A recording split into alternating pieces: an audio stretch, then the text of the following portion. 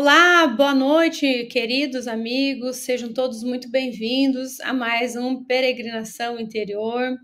Eu quero dar uma boa noite especial aqui àqueles que estão mencionando no chat, a Ângela, que diz que vai só assistir amanhã, não tem problema, Ângela, fica em paz. Alba Medeiros, boa noite. O Paulo também, meu querido amigo, que não assiste ao vivo, mas assiste depois. A Kátia Catalani, do Rio de Janeiro, a Margarete, ela disse que não consegue assistir ao vivo, porque é no mesmo dia do Evangelho no Lar. Pois é, uma pena, né, Margarete? Às vezes a gente não consegue conciliar as atividades, né? Infelizmente tem esse porém aí. O Joel Mangolin também, que é um novo membro do canal, que aliás a gente reforça aqui a ideia, né? Quem ainda não se inscreveu no canal, que se inscreva, né, para receber a notificação das atividades, não só dessa, mas de qualquer outra que o canal também ofereça. A Cleomota, de Curitiba, olha só, tem até o QR Code aqui na tela para facilitar para quem ainda não se inscreveu no canal de forma tradicional, digamos assim. As Cleo, então, já comentei. A Silvana, boa noite. Silvana Roveta. A Cleo também diz que tem estudo, mas assiste amanhã, sem problema. Tânia Maria, lá de Franca, São Paulo. E a Silvana tá dando parabéns para o professor Elahá, né? Que hoje é dia dos professores, legal. A Flávia Teodoro, de Capixaba, Espírito Santo. A Flávia Teodoro também dando parabéns para o professor Elahá. A Luísa Negrão, que hoje ela está ao vivo, né, Luísa? Que coisa boa. Ah, não é feriado lá, né? Hoje ao vivo, já que não estou trabalhando, apesar de não ser feriado. Cleusa Teles também, boa noite. Ana Paula de BH, Ana Paula sempre com a gente, né? Vendo os trabalhos da Joana. A Maria Cristina, Flávia Teodoro já comentei. Acho que já comentei, já comentei.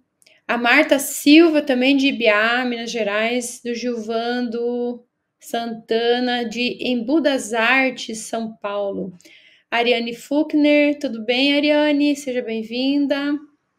Lua do Crochê, Pilão Arcado de Bahia, ou Terra Boa, né? Doroteia, a Doroteia lá de Parnaíba do Piauí, também sempre com a gente. O Sandro acompanha aqui de Calcaia, Ceará. Minervina, tudo bem, Minervina? Que bom que você está aqui também. Adilson, que bom que você está aqui. Que bom, Jerusa. Paulo Simas, Iracema, Cíntia Fernandes, Cíntia de Caxambu, Minas Gerais. Nossa, quanta gente. Até me perdi aqui de tanto. A Marli, tudo bem, Marli? A Jamila, tudo bom? Olha só, um monte de gente aqui com a gente. A Ira Maia, Consuelo, enfim, pessoal. Vai chegando gente conforme vai chegando, na medida do possível a gente vai vendo ali, vai dando os cumprimentos, mas assim, se sintam abraçados e envolvidos nessa energia poderosa desse trabalho, né, que a Joana tanto nos envolve e nos assiste. Porque, como vocês sabem, a gente está aqui para falar dessa peregrinação que cabe a todos nós, essa jornada do espírito, nesse processo reencarnatório que todos nós estamos inseridos, não é verdade? Então, nós temos aqui hoje, de repente, o Jorge não vai conseguir participar, como vocês sabem, ele está lá está em Rondônia, né? E lá ele tem que cumprir o horário lá e as atividades, as atribuições do IBGE, então nem sempre ele consegue se deslocar para a federação para poder participar, e aí a gente pede aí a contribuição, a colaboração, né, que nos perdoem dessa questão, porque às vezes, como a gente falou antes, né, infelizmente nem tudo dá para ser associado, enfim, no mesmo horário para dar conta de atender aquilo que a gente quer, porque claro que ele queria estar aqui, né, porque é super legal, super interessante e gostoso falar desse tema. Hoje, então, a gente está fechando, né, finalizando a unidade 2, que ela tem essa ideia, ela traz essa proposta da programação da viagem, que é quando a gente estava ali arrumando a malinha e aí começa a se questionar quem é, né? Quem sou eu? Quem é meu próximo? Quem é minha família? Aí nós falamos na semana passada sobre a questão da sociedade e hoje nós temos o propósito de falar um pouco de nós mesmos, mas nós e Deus. Então, eu e Deus, como que fica essa questão, eu com Deus, né? Como que nós nos relacionamos com o divino nesse propósito dessa caminhada. Então, nessa mala que a gente está arrumando, essa conexão com o divino, ela tem a sua importância. E aí, cada um de nós vai dar um tipo de importância, né? Cada um de nós vai dar um perfil de importância. Às vezes a gente vai dar uma importância muito maior, outros vão dar uma importância menor. E aí, como que é isso, né? Como que funciona? E aí, o que a Joana tem para dizer sobre isso, né? Como que Joana nos traz essa proposta dessa relação com o divino, né? Como que ela explica isso para nós? Então, a Joana sempre fala que a principal propósito, né, o principal objetivo da reencarnação é a gente trabalhar os nossos pontos importantes aí, ou aquilo que a gente de alguma forma não se alinhou em outras oportunidades, mas que agora a gente vai se alinhar. E esse alinhar-se, ele tem relação com a conexão com o divino. Porque se eu entendo que Deus está em tudo, como a gente sabe de Kardec, se a gente entende que Deus está em tudo, a gente vai percebendo essa divindade, mas não só isso, vai sentindo isso. Não é uma questão cognitiva meramente, mas ela tem uma questão muito alinhada com o sentir. Porque eu posso passar, meus queridos, a vida toda estudando o Espiritismo, estudando Allan Kardec, estudando tantos outros pontos. No entanto, eu não consigo sentir a presença de Deus, eu não consigo me sentir amado, eu não consigo perceber a presença do divino nesses detalhes da minha vida. Eu vou tendo dificuldade para lidar com isso, dificuldade para me alinhar com isso, não é? Então, o sentir a presença do divino, nós acreditamos que é um ponto em que mais nós temos dificuldade na existência, porque eu posso até compreender, como eu disse, no campo cognitivo, mas eu não assimilei essa presença na minha vida. E aí o que acontece? Nós temos uma relação muitas vezes muito truncada com o divino. A gente não se liga bem com o divino, a gente se coloca numa condição assim, ele está lá, algo muito maior, e eu muito pequeno. E além de muito pequeno, eu me ligo mal com essa, faço mal essa relação. Eu passo a entender que Deus, muitas vezes, ele é punitivo, ele é castrador, ele se vinga quando eu não ajo bem, e a gente vai criando fantasias sobre o divino. E aí a nossa relação com o divino fica prejudicada. Então eu posso pensar isso com base em alguma coisa que eu aprendi em relação à minha educação no lar, em relação à minha sociedade, em relação àquilo que ficou escrito, de certa forma, literalizado ou dito para mim durante a minha encarnação. No entanto, eu também posso trazer essa sensação do divino distanciado. Eita. Desculpa, acho que caiu a internet e voltou. Eu posso sentir essa relação com o divino distanciado e não conseguir me conectar porque eu tenho uma problemática, eu tenho uma interpretação sobre o divino de outras encarnações. Quando, por exemplo, eu me sinto minado pela culpa do passado, eu me sinto envolvido pela culpa do passado, e aí eu não me acredito que eu tenha qualquer valor, que eu não tenha merecimento de me conectar com a espiritualidade. Então, Deus fica cada vez mais distante nesse contexto. Eu não consigo compreender esse divino nesse sentido. Não sei se com vocês é assim, eu já te falo que vocês fiquem à vontade para fazer comentário, né? A Marli comenta, é uma caminhada necessária, né? Que a gente precisa fazer esse movimento, né? Mas o movimento não só de caminhada externa, mas principalmente o de caminhada interior. Então a Joana vai trazendo para nós isso. Então, como ela disse antes, né? Essa questão do amor, que é o movimento que a gente precisa fazer, né, dessa conexão espiritual com Deus interno, ele vai fazer com que nós façamos uma conexão também com o Deus, nosso Pai. Aí ela dá um exemplo, eu gosto muito dessa palavra que ela usa, ela dá um exemplo como a planta. A planta, ela tem um movimento do fototropismo. Quem é da área aí vai saber do que eu estou falando. Como que é isso? A planta, toda vez que ela é plantada em algum lugar ou que ela nasceu ali, se aquele lugar ele não tem muita luz, se aquele lugar não tem muita abertura, acaba que essa planta vai achar uma forma de se inclinar, né? Ela vai crescer tortinha ali, ela vai dar o jeito dela para se atender no quesito da luz. Ela precisa dessa luz para sobreviver. Ela precisa dessa conexão com a iluminação. Então isso chama-se fototropismo, que é esse voltar-se, né, dessa planta para o movimento da luz. Ela busca pela luz. Por quê? Porque é da sua natureza. Ela busca isso porque faz parte dela, daquilo que ela é em essência.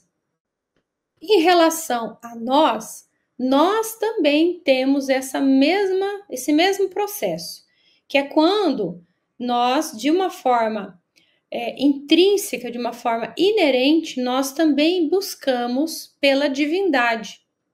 Nós também temos essa lei da adoração, que é o que Kardec nos explica, que é algo inato em nós.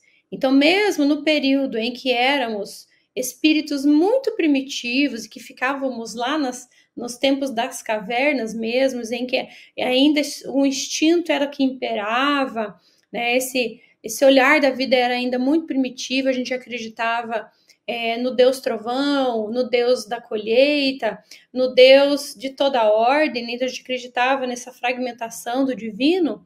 De alguma maneira nós buscávamos a conexão com o divino, né? Então tinha vários tipos de comportamento que depois aqueles que estudam essa área vão dizer que isso era um padrão que se fazia. Por exemplo, os rituais para o cortejo fúnebre, quando uma pessoa morria. Então, isso era algo que se trazia como algo, era um movimento arquetípico, como diz o Jung, né? Então, é algo inerente, faz parte da natureza. E a adoração também fazia parte da natureza. E a isso a Joana chama de deutropismo. Então, ela vai dizer que nós somos atraídos pelo tropismo do divino, que é quando nós buscamos sair dessa obscuridade da ignorância, dessa perturbação que sentimos nessa fase de inconsciência, dessa fase ainda de não interpretar os pontos, de não entender a agitação que nos percorre, que nos inquieta, para então adentrar em espaços de conhecimento e de sabedoria, que é o campo de tornar cada vez mais consciente. Então, isso ela chama de deutropismo, ou seja, dessa busca pelo divino é algo da nossa natureza. Ok, entendido isso, aí a gente poderia se perguntar, certo, mas qual é a dificuldade, então, de colocar em prática? Porque a gente tinha falado lá no início da nossa live, né? Do quanto a gente sente esse distanciamento. Aonde que fica a questão da gente não se dar conta de que nós, no fundo, necessitamos dessa presença do divino de uma forma muito inteira, né? Porque a gente aprende com Kardec que Deus está em nós e nós estamos nele, né? E a gente tem essa explicação na Gênese, né? Mas o sentir é diferente do saber. Então, a Joana vai dizendo que quando o psiquismo divino ele desenvolveu o ser humano e ele começa a trazer todas as experiências para que a gente faça esse movimento, nós passamos por várias etapas, até que a gente chegue num ponto de adquirir uma condição para se conectar com o divino de uma forma inteira. É adentrando no psiquismo divino, adentrando no psiquismo, percebendo a sua presença onde quer que estejamos. Então, eu posso estar em qualquer lugar. E aí, eu posso ter essa facilidade de me conectar ou eu posso ter essa dificuldade. Então, normalmente, se a gente não adentra nesse campo, nós acabamos por ter dificuldade de perceber o divino, né? Dificuldade de perceber essa existência do divino em nós, né? Porque a gente acaba se iludindo com as experiências do mundo, né?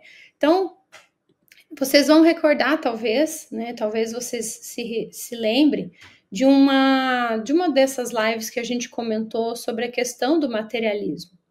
Então, no mundo que a gente tem passado pela experiência hoje, nós percebemos uma pressão para que não ocorra esse contato com o divino. Esse contato com o divino, então, cada vez mais afastado, ele se encontra cada vez mais afastado.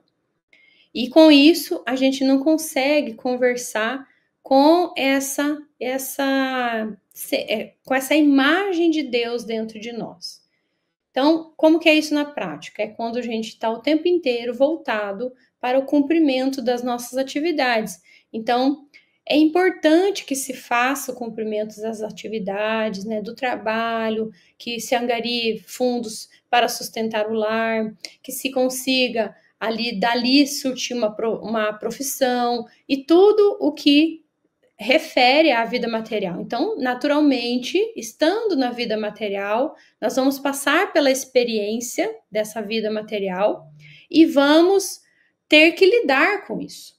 A questão é que muitas vezes nós nos sentimos absorvidos por tudo isso e acabamos por não dar conta de fazer um paralelo, ou seja, estar no mundo, mas entender que nós não somos desse mundo, que nós não somos só essa essência material, que nós não somos só o que nós vimos, ou vemos, ou ouvimos, ou vivemos na experiência terrena. Então, existe muito mais para ser vivenciado, para ser sentido, para ser percebido.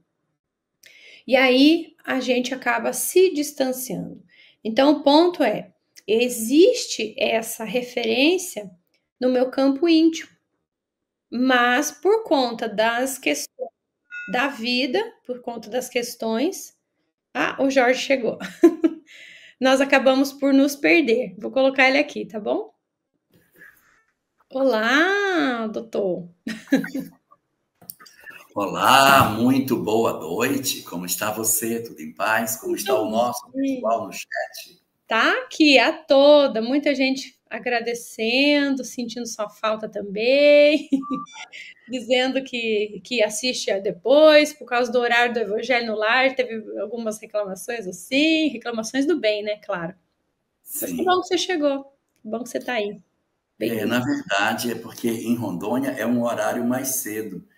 E aí aqui ainda são 5h30, então meu horário de trabalho ainda nem terminou direito, eu corri para a federação para poder participar. Sim, eu tinha explicado, acho que todo mundo entendeu. Tá bom.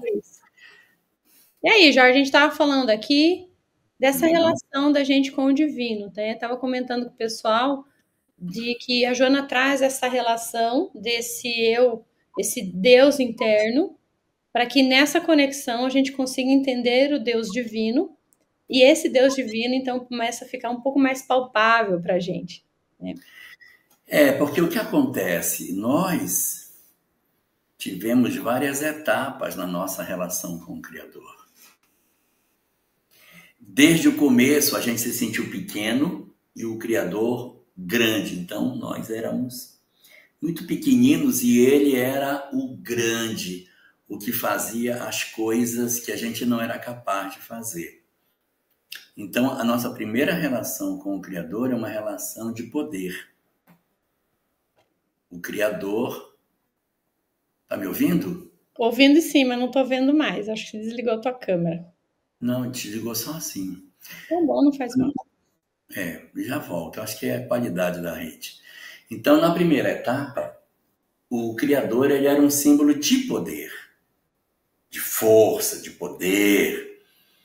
Então, as pessoas se curvavam diante desse Deus, faziam oferendas a esse Deus.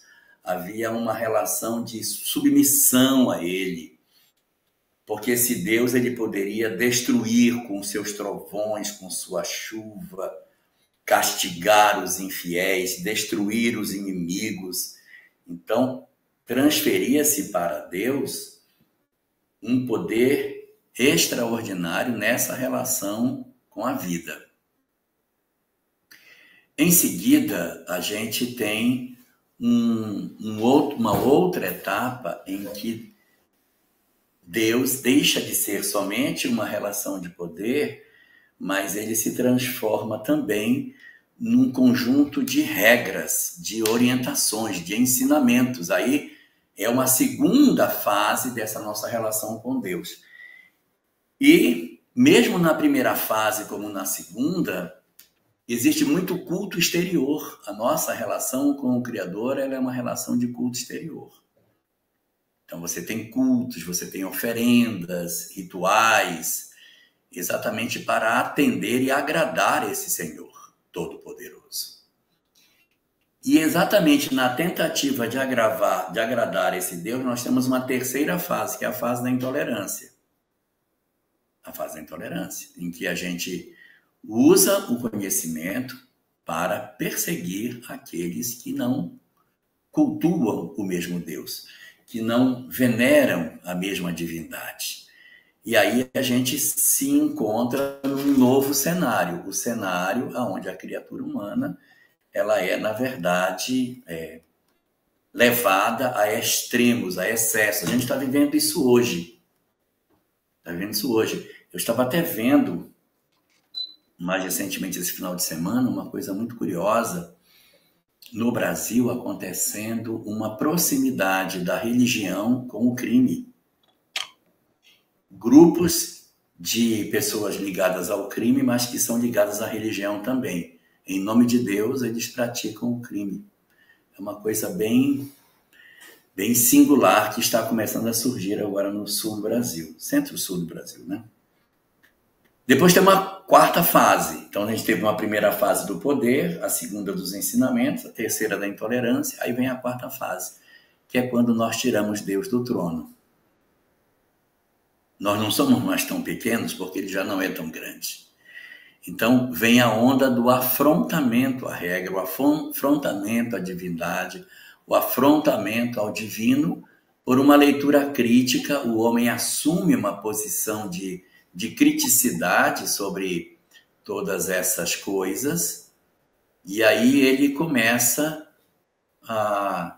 voltou. Ele começa a fazer uma ruptura com o divino. E nessa ruptura com o divino ele diz, eu sei fazer o meu caminho sem precisar de um Criador. E isso foi péssimo para nós. Foi aí que apareceu uma grande parte daqueles que são hoje considerados como andarilhos, porque eles não tinham mais uma referência nenhuma.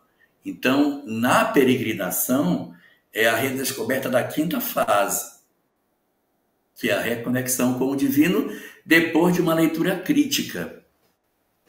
Já não com a visão mítica do passado, já não com a visão exterior que a gente tinha dos ensinamentos, já não mais com a visão da intolerância, já não mais com a visão da descrença, agora uma visão mais crítica, mais racional da fé. Então, as pessoas elas estão se buscando não mais uma religião, mas a espiritualidade. O que verdadeiramente determina que nós estamos no caminho de nos tornarmos um peregrino é nós nos despirmos da exterioridade da fé e nos aproximarmos de um processo mais verdadeiro de conexão, aonde a gente faz o quê? Aonde a gente promove, de novo caiu, aonde a gente promove uma tentativa de nos aproximarmos do espiritual através de uma leitura intimista com Deus. Aí sim, nós estamos começando a nos enxergarmos como seres partícipes do universo, com uma história para construir, com a responsabilidade direta sobre mim. Eu sou o meu próprio Salvador. Aí eu releio todas as histórias do ontem, tudo volta a fazer sentido, e a gente então começa, olá Paulo, seja muito bem-vindo. Tudo começa a fazer sentido. E o Paulo gosta muito de uma frase, e aí eu vou aproveitar e vou usar a frase que o Paulo... Na verdade, são duas frases do Buda. Uma, Paulo gosta mais, não sei se ele gosta dessa também, mas é assim, para você interpretar, Adriane. Antes da iluminação, os mares parecem mares e as montanhas parecem montanhas. Durante a iluminação, os mares já não parecem mares e as montanhas já não parecem montanhas. Mas quando se alcança a iluminação, os mares voltam a ser mares e as montanhas voltam a ser montanhas. Isso era o Buda que dizia.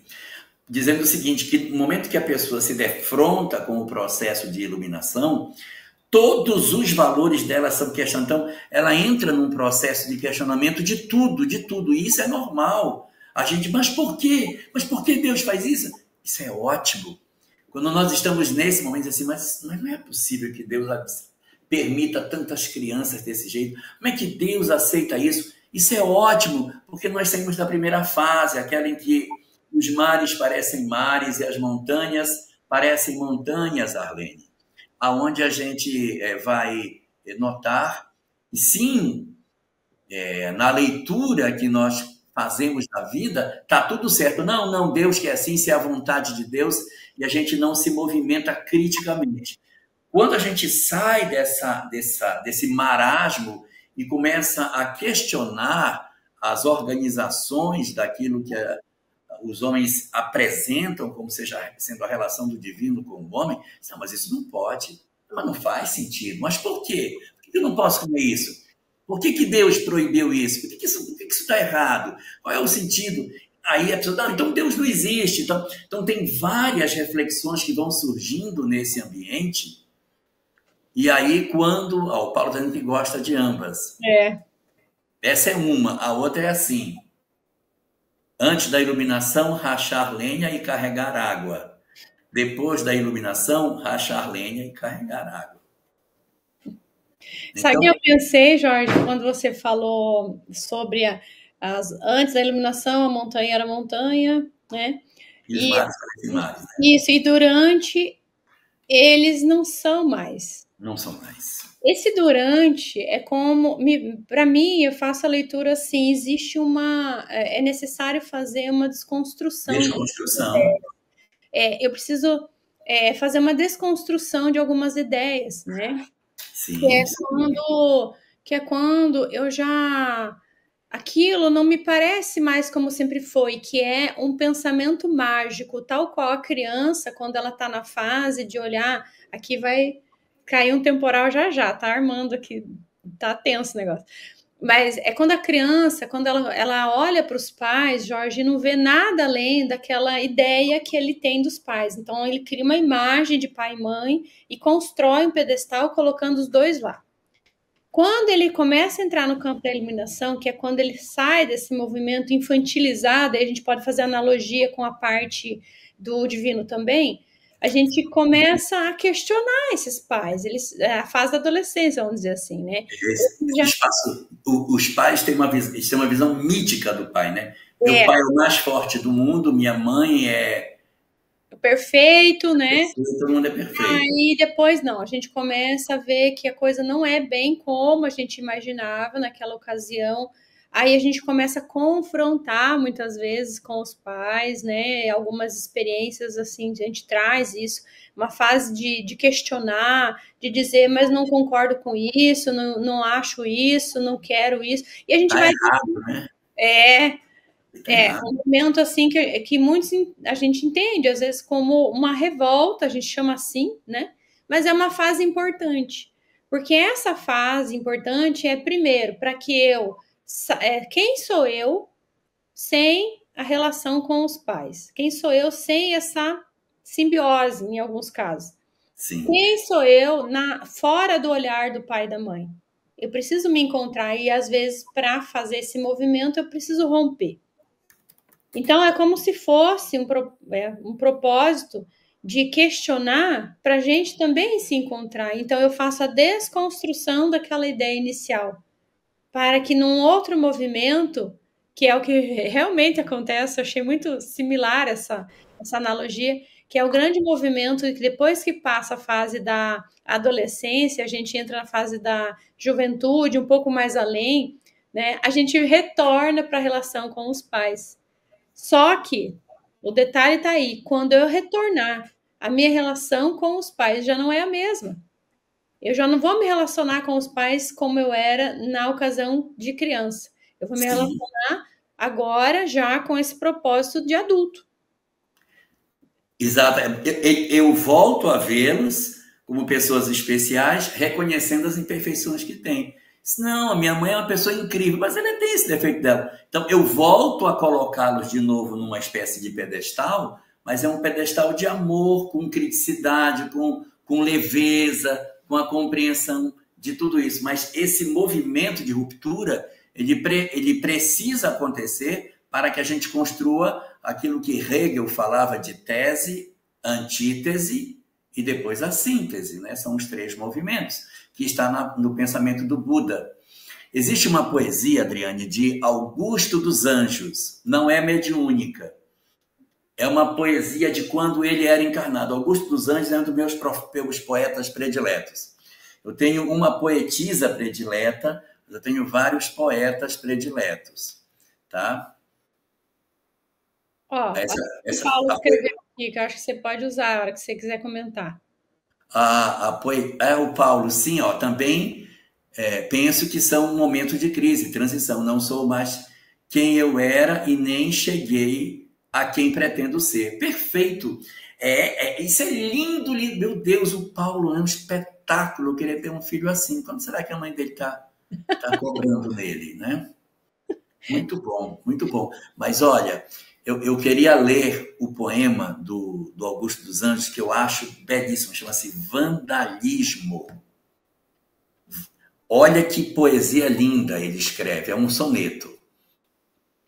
Meu coração tem catedrais imensas, meu coração tem catedrais imensas, templos de priscas e longínquas datas, onde um nume de amor em serenatas canta a aleluia virginal das crenças. Esse é o momento 1. O divino dentro de nós. Na ogiva fúlgida e nas colunatas, vertens lustrais e radiações intensas, cintilações de lâmpadas suspensas, e as ametistas e os florões e as pratas. Como os velhos templários medievais, eu entrei um dia nessas catedrais e nesses templos claros e risonhos, e erguendo os gládios e brandindo as hastas, no desespero dos iconoclastas, quebrei a imagem dos meus próprios sonhos. Então, ele tem um divino dentro dele, ele entra na catedral cheia de divinais aspectos, tira o gládio e quebra tudo que existe dentro da catedral dele. É esse movimento que a gente fez na relação com o divino, essa ruptura que a gente promoveu, até por conta da não aceitação desses aspectos assim mais tácitos, mais materializados, assim, como se fossem... Ingênuos. Uma fé ingênua. E digo, não. Aí quando eu começo a confrontar a minha fé ingênua com a realidade do meu amadurecimento, eu corro o risco de fazer uma ruptura e simplesmente quebrar como eu acho que essa fala, essa palavra ingênuo, foi muito assertiva, assim. Porque eu acho que é isso mesmo, que naquele exemplo que a gente falou da criança, da adolescência e depois da fase adulta, ela também tem essa conotação de ingenuidade, né? Qual tamanha a nossa ingenuidade de achar que pai e mãe são deuses e, no entanto, não são. E aí, a Marli, ela fez um comentário que eu vou colocar aqui, que ela diz que no momento ela está brigando com Deus. Fase difícil, uma prova atrás da outra. Mas estou sempre tentando me equilibrar e agradecer. Então, acho que essa questão que a Marli comenta tem a ver com essa fase em que a gente questiona, mas num intuito de crescimento também. Questiona, não assim necessariamente para romper, mas para ver o que resta dali para sair da ingenuidade. Mas aí, sabe o que aconteceu? Nós, de repente, numa dada encarnação, nós fizemos a ruptura e nos apartamos do divino. Desenvolvemos um processo até mesmo de aversão. Às vezes as pessoas dizem assim, vem cá, mas se existe a reencarnação, como que existem pessoas de mal com Deus, que não acreditam em Deus, que se revoltam contra Ele? Não seria lógico que nós, nessas muitas idas e vindas, já tivéssemos criado a compreensão do divino em nós? Mas aí a grande resposta para isso é: quantos de nós somos traumatizados pela fé dos homens? Quantos de nós fomos torturados, enganados, ludibriados, perseguidos, mortos em nome da fé? Então, algumas das almas trazem uma relação muito mal resolvida com o Criador e desenvolvem um movimento de rejeição do divino.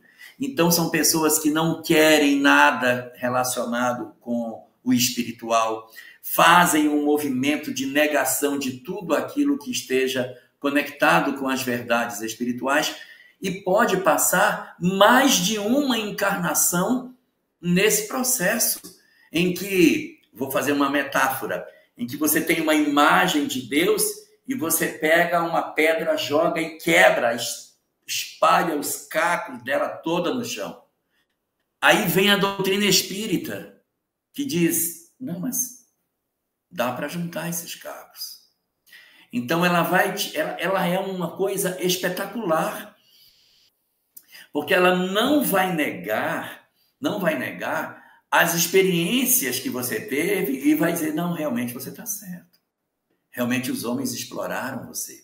Realmente você não deveria ter tido esse tipo de tratamento por parte dos homens. Não vai dizer assim, não, está certo, tinha que torturar mesmo, não, tinha que matar mesmo. Vai dizer que realmente houve equívoco, mas que isso não é a verdadeira expressão do divino.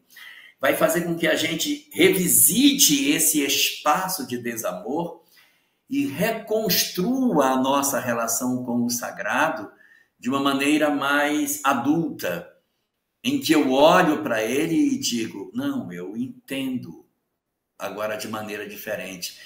A minha reverência ao divino não é como antes, em que eu o reverenciava de maneira absoluta, sem uma compreensão mais clara do que fosse. Agora eu entendo o sentido das coisas. Então, o indivíduo acaba vivendo uma história muito diferente quando ele tem essa possibilidade de se libertar dos grandes processos de ingenuidade da fé que a gente atravessou durante muito tempo. Então, para que a gente faça a chamada peregrinação, eu não posso peregrinar com a fé ingênua. Não dá, não vai. Eu preciso ter a fé madura para dizer, não, é isso mesmo, não, bobagem. Eu preciso ter uma leitura crítica de mundo. E essa leitura crítica, ela passou por um período de crise anterior, em que eu tive que desconstruir aquela imagem mítica para reconstruir a imagem saudável da minha relação com o divino. Alguns de nós conseguiu fazer essa transmutação sem ruptura. Entendeu e foi fazendo a adequação dentro do tempo, sem romper e se reorganizou. E outros de nós não. Quebramos, odiamos, fugimos de Deus, entramos pela porta do suicídio, fizemos movimentos contrários, nos filiamos às hostes ateístas, fizemos cultos, muitas vezes, para o afrontamento de Deus. O que é que Deus quer? Pois eu vou criar um culto exatamente contrário, em entidades contrárias a eles, porque eu odeio. Então, esse movimento de ruptura, às vezes, para alguns de nós, foi mais complicado. Mas a peregrinação precisa de uma revisão de quem sou eu, quem é o próximo, quem é a sociedade, quem é a minha família e quem é Deus. Eu tenho que reorganizar os meus conceitos para que eu possa dizer, agora eu estou pronto para iniciar uma jornada, para partir na direção de mim mesmo, nessa peregrinação interior, né? Nossa, perfeito isso que você coloca. E bem nessa fase em que a gente começa a se organizar para a viagem, né? Que é bem na fase da programação dessa viagem, dessa jornada. Então, o divino, ele deve acompanhar a gente na viagem. A gente não pode deixar o divino para trás. E talvez não só deixar para trás, mas também não levar a imagem de um divino equivocada ou ingênua, como você usou a linguagem, né? Você queria falar alguma coisa? Não. Isso. Então, conforme eu vou fazendo essa caminhada, eu tenho que levar esse propósito diferente, né? Com reconstruído, transformado. Então, eu vou desconstruir, que é a fase, talvez, uma das fases mais complicadas da nossa vida, porque o sentir desse afastamento, ele é muito desconfortável, né? É um sentir que dá uma sensação de solidão, dá a impressão de que a gente não faz nada direito, de que tem ali um Deus punitivo, como se tivesse com o dedo apontado na nossa cara e querendo dizer que nós não agimos bem. Então, aquilo vai trazendo um desconforto, porque tudo que eu acredito é que eu não estou alinhado com propósito nenhum. E aí essa autocrítica, ela vai crescendo de um jeito que atrapalha muito o nosso processo. Então, ou a gente abandona tudo, ou a gente vai caminhando sempre com esse peso nas costas, né? Com essa sensação de caminhar sozinho, de que não faz nada direito, porque não sente a presença do divino. Agora, uma questão interessante, Jorge, mas aí se você quiser falar alguma outra coisa... Não, pode falar. Algo que me veio, assim, quando eu estava falando aqui, que a gente até pode não sentir, aliás, a presença do divino, mas não significa que ele tenha se afastado. Sim. Então, os pais, já que a gente fez aquela relação, eles olham de longe os filhos adolescentes, inquietos, desconfortáveis, né, de alguma maneira não sabendo muito bem como que é isso, tentando lidar, eles estão olhando para aqueles filhos e entendendo que é uma fase que eles estão passando pela experiência e que daqui a pouco tudo aquilo vai começar a se resolver dentro dele. Uns demoram mais, uns demoram menos, outros nem passam por uma perturbação tão complexa assim, né? Mas os pais que, olhando para aquela criatura, eles olham com afeto e esperam o tempo passar. Então, eu imagino Deus, né, mais ou menos assim, né? Se é que dá para a gente aproximar dessa forma, né? Sem querer reduzir também o divino, né? Mas mais ou menos assim, como se ele tivesse ali aguardando o nosso momento de voltar. Tipo a parábola do filho pródigo, né? A gente pega a nossa parte da herança e sai, vai gastar, vai para o país longínquo, né? Vai gastar, vai viver as experiências, e aí quando tiver numa situação bem difícil, quando tiver lá sofrendo a ponto de querer comer comida dos porcos, Você vê, um filho de Deus não precisa comer comida dos porcos. Mas ele estava tão afastado desse pai, ele estava tão se sentindo mal por conta daquilo que ele levou e da maneira como ele agiu com o pai. Daí ele começa a fazer o exame de consciência. Ele começa a perceber que ele havia pecado, como ele diz, contra ti e contra Deus, né? Fazendo essa relação com o pai. E aí, quando ele faz essa fala e retorna, ele se reencontra com o divino e o divino estava ali, né? O pai estava ali, esperando a volta dele e oferece, né, vários símbolos desse laço que nunca se rompeu. Eita. Então, o quanto a gente às vezes fica nesse sentimento de solidão, nessa sensação de estar caminhando sozinho, quando na verdade foi uma decisão nossa, foi uma necessidade nossa do afastamento. E Deus nunca nos deixa a sós. Ele sempre está ali aguardando o nosso momento de retornar.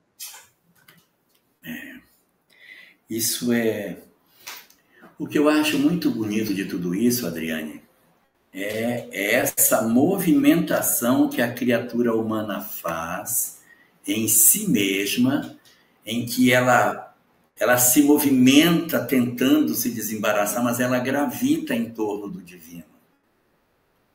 Nós gravitamos em torno dele. Então vai chegar o momento em que a gente vai voltar a perceber essa nossa relação com Deus de uma maneira completamente diferente e muito mais leve, sem aqueles pesos da obrigatoriedade, do medo, da punição, do temor a Deus, mas sim do encantamento com a proteção e a proposta que ele nos traz de felicidade. Eu acho que Kardec ele é muito feliz quando ele faz essa menção aí que você acabou de dizer, que ele explica que o período em que Moisés trouxe o decálogo e faz uma colocação de que a gente precisava de uma regra assim que determinasse exatamente o que a gente tinha que fazer ou não fazer.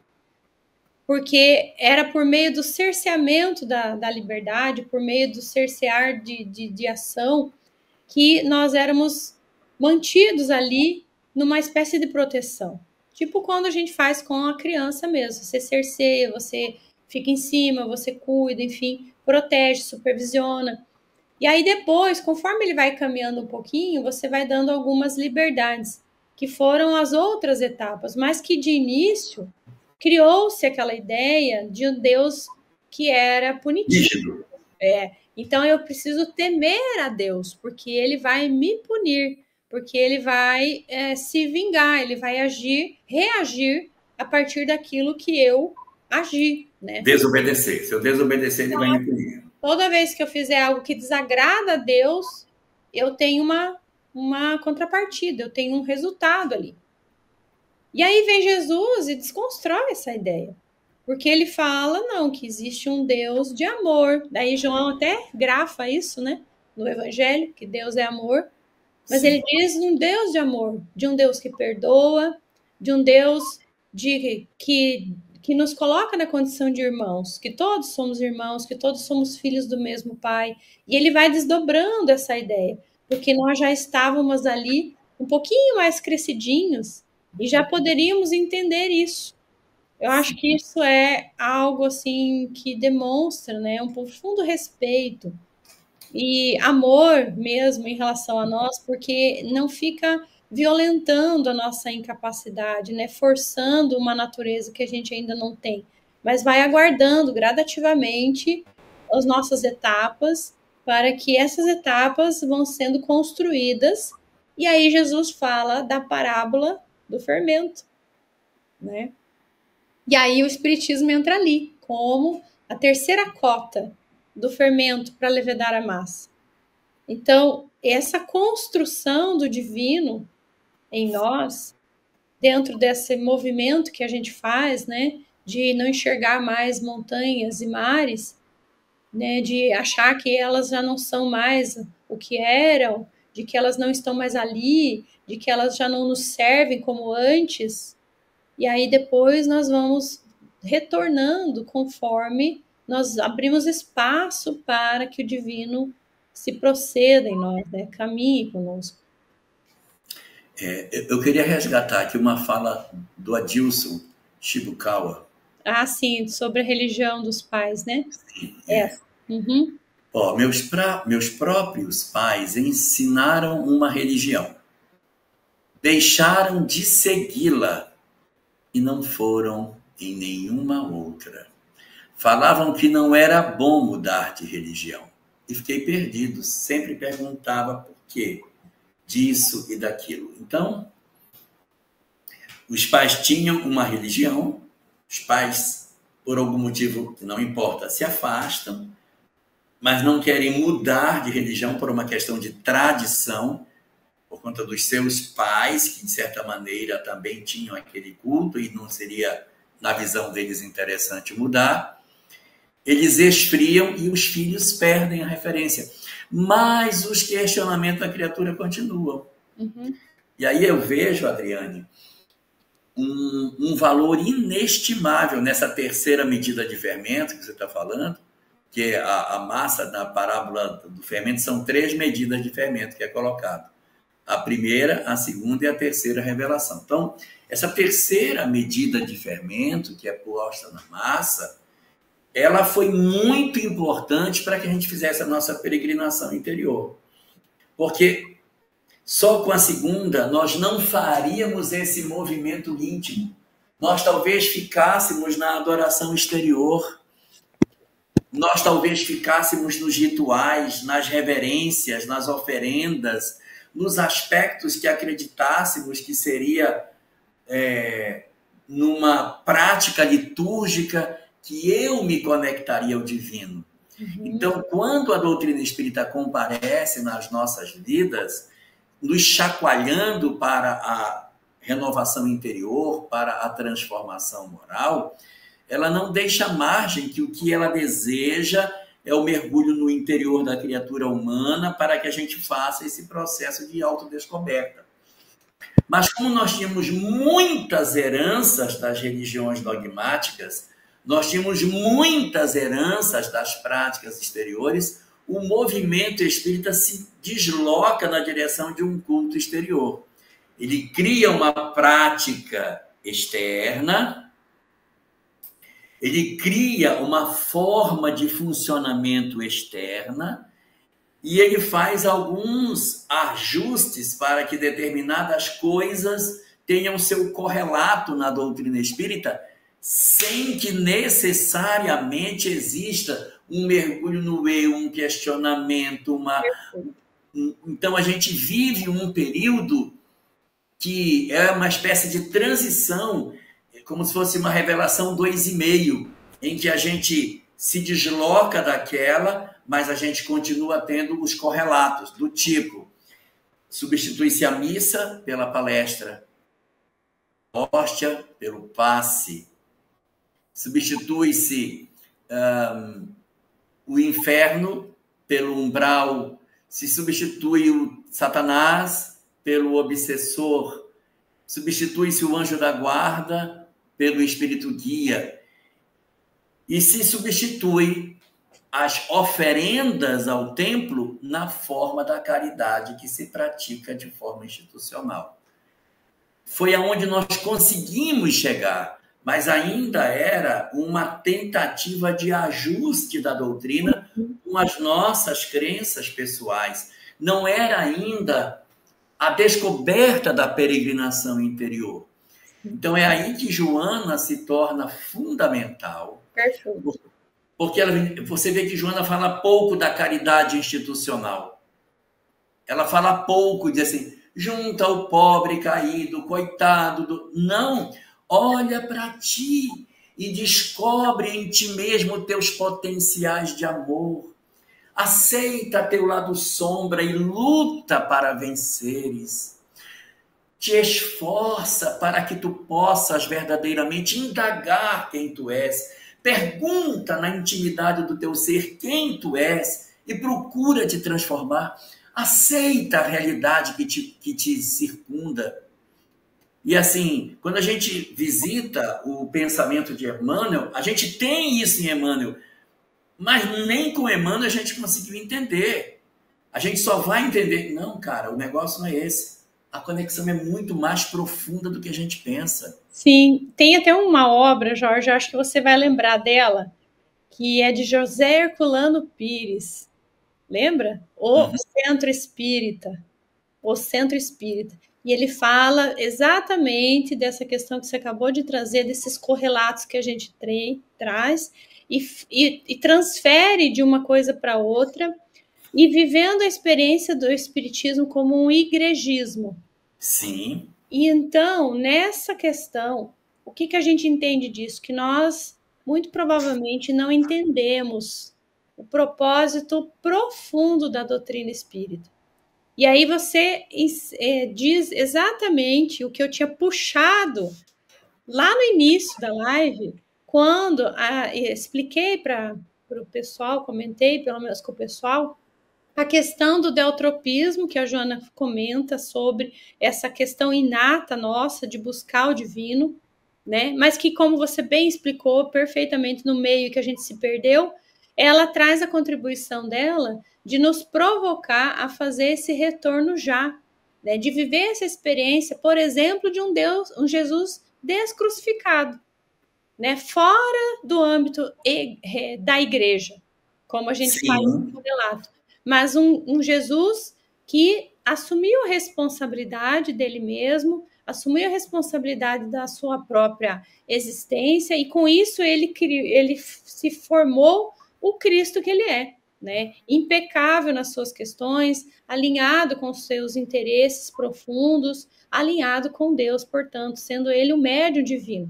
E aí, então, ele conseguiu fazer esse movimento. Então, esse é o grande ponto dela, que ela nos convida a fazer o mesmo caminho, para de fato. Então, aí entra a Joana cristã, a Joana plenamente cristã, porque ela é a prova de quem fez esse movimento. Ela é uma consciência que foi se ampliando com o decorrer do tempo.